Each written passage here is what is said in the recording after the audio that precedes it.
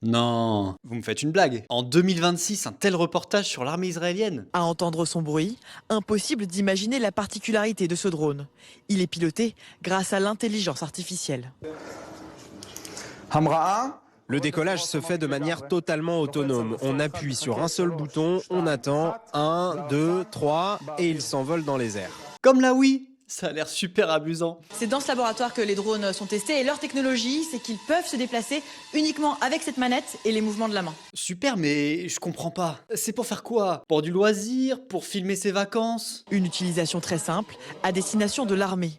Cela permet aux soldats de rester en sécurité tout en effectuant des missions de reconnaissance extrêmement précises dans n'importe quel bâtiment. Tant que les militaires sont à l'abri, tout va bien. Tout ce qui est civil, tout ça là.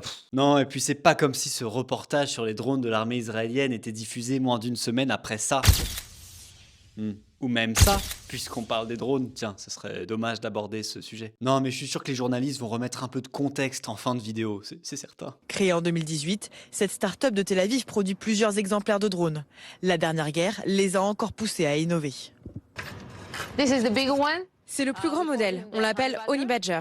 Il est destiné aux missions de renseignement, de surveillance et de reconnaissance en extérieur. Il peut transporter une charge de 3 kg et réaliser des missions très longues. Long mission. Depuis sa création, Xten produit plus de 10 000 drones à destination de 30 pays différents. Bah oui, la guerre c'est cool, ça pousse les entreprises à innover. Et non, le contexte finalement sur l'armée israélienne, tout ce qui s'est passé ces dernières années, pas besoin de s'embarrasser avec ça. On dirait presque un reportage sur la prochaine console de jeux vidéo sur laquelle on va trop s'amuser. C'est tout mignon cette histoire.